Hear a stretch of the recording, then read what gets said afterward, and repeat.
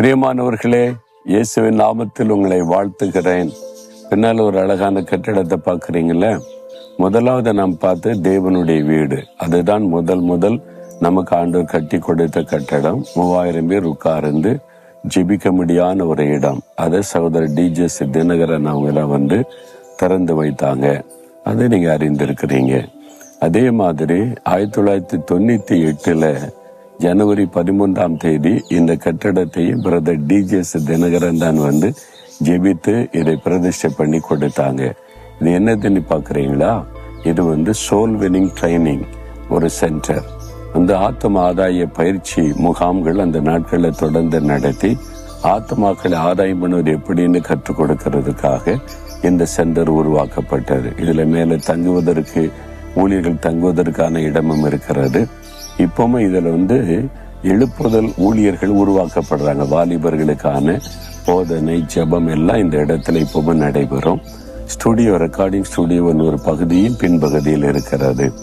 இதற்கு பெயர் palace of God, தேவனுடைய மாளிகை என்று இதற்கு பெயர் வைக்கப்பட்டு இருக்கிறது. இங்க எப்பவுமே ஜெபம் நடக்கணும்னு தான் ஜெபமே ஜெயம் என்ற வார்த்தையும் எழுதி வைக்கப்பட்டு இருக்கிறது. பாருங்க, இன்றைக்கும் இது பயன்பட்டு கொண்டு வருகிறது. கர்த்தருக்கு ஸ்தோத்திரம். இது கர்த்தருக்கு 2வது கட்டி கொடுத்த ஒரு கட்டடம் இது. சரி, இந்த நாள்ல ஆண்டவர் எனக்கு என்ன சொல்லுகிறார்னு கவனிக்கிறீங்களா? ஏசாயா 41:13 பயப்படாதே, நான் உனக்கு துணை நிற்கிறேன் என்று ஆண்டவர் சொல்றார். ஆங்கில வேதாமத்தில் என்ன எழுதியிருக்குன்னா, fear not, I will help you. நான் உனக்கு துணை நின்று உதவி செய்வேன். இன்னைக்கு யாரோ ஒரு உதவியை தேடுறீங்களா? உங்களுடைய சொந்த காரியம் அல்லது உங்களுடைய குடும்ப காரியம், பிசினஸ் காரியம், ஊழிய காரியத்துல யாராவது உதவி செய்தால் நல்லா இருக்கும் அப்படின்னு நினைக்கிறீங்களா? ஏதோ ஒரு உதவி, மனுஷ உதவி தேவைப்படும். இல்ல எல்லாருக்குமே தேவைப்படும். எனக்கு உதவி செய்யறதுக்கு அநேக மனிதர்களை கர்த்தர் பயன்படுத்துவதை நான் பார்த்திருக்கிறேன். அப்போ ஆண்டவர் சொல்றாரு, நான் உனக்கு துணையா இருக்கிறேன், நான் உனக்கு உதவி செய்யறேன், நீ பயப்படாத. பயப்படுகிற சூழ்நிலை, அந்த சூழ்நிலையில நீங்க நின்று கொண்டு இருக்கிறீங்க. என்ன செய்யறது, யார் செய்வா அப்படின்னு சொல்லி நீங்க அவருடைய உதவியை நாடுங்க. யாரை கொண்டு உங்களுக்கு உதவி செய்தா சரியா இருக்குன்னு அவருக்கு தெரியும். நீங்க ஆட்களை தேடுவதை விட அவர் கரெக்டான ஆளை கொண்டு உங்களுக்கு உதவி செய்து விடுவார். சில சமயம் ஆளை இல்லாம ஆட்டோமேட்டிக்கா ஆண்டவர் நடக்க வச்சிருவார். பிறகு எதுக்கு நீங்க பயப்படணும்? இல்லைங்க, இந்த மாதிரி இந்த ஆள்கிட்ட யார் பேசுறது, எங்களுக்காக இந்த அதிகாரிகிட்ட யார் பேசுறது, எங்களுக்காக இதை யார் செய்யறது, இந்த வழக்கு நடக்குது யார் முடிச்சு வைக்கிறது? அவர் வாக்கு கொடுத்துட்டார். நீ பயப்படாதே மகனே, பயப்படாதே மகளே, நான் உனக்கு துணை நிற்கிறேன், நான் உனக்கு உதவி செய்கிறேன்னு சொல்றார். உங்க கையை பிடிச்சு சொல்றார், நான் இருக்கிற உனக்கு என்று சொல்லி அவர் கையில கையை கொடுத்து, நீங்க தான் எனக்கு துணை, நீங்க தான் எனக்கு உதவி, நான் எந்த மனுஷர்கிட்டையும் போக மாட்டேன், யாரையும் தேட மாட்டேன், உங்களை தேடுறேன், நீங்க எனக்கு உதவி செய்யுங்க அப்படி சொல்லி பாருங்க. அப்போ ஆண்டவர் அதில் தலையிடுவார்.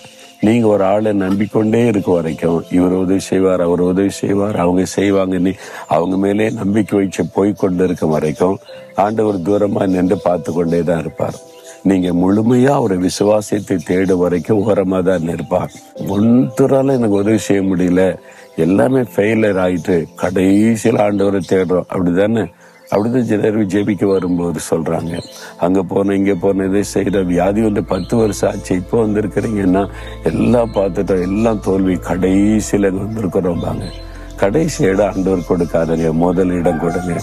என்ன தேவை வந்தாலும் என்ன காரியம்னாலும் முதல்ல அவருக்கு தெரியப்படுத்தி நீங்க உதவி செய்ய ஆண்டவரேன்னு சொல்லுங்க.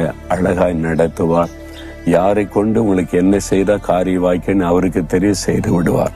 இப்போவாவது ஆண்டவரே, மனுஷனை நம்பி போன காரியத்தை மன்னிச்சிருங்க, உங்களுக்கு முதலிடம் கொடுக்காம இருந்ததை மன்னிச்சிருங்க. இப்போ நான் எல்லாத்தையும் விட்டுட்டு உங்களை நோக்கி பார்க்கிறேன், நீங்க எனக்கு வாக்கு கொடுத்திருக்கிறீங்க, உதவி செய்யுங்க அப்படின்னு கேளுங்களேன். இன்றைக்கே ஒரு அற்புதம் நடப்பதை காண்பீங்க.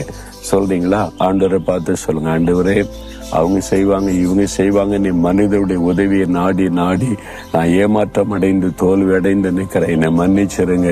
கடைசியா தான் உமக்கு இடம் கொடுத்துட்டேன், ஆனா இப்போ என்னை மன்னித்து இப்போ முதலிடம் உமக்கு தருகிறேன். நீங்க தான் எனக்கு உதவி செய்யணும், நீங்க இந்த காரியத்துல எனக்கு அற்புதம் செய்யுங்க, எனக்கு வாக்கு கொடுத்துட்டீங்க, பயப்படாதே நான் துணை நிற்கிறேன்னு எனக்கு துணை நின்று இதை செய்து கொடுங்க. இன்றைக்கு ஒரு அற்புதத்தை நான் பார்க்கணும்.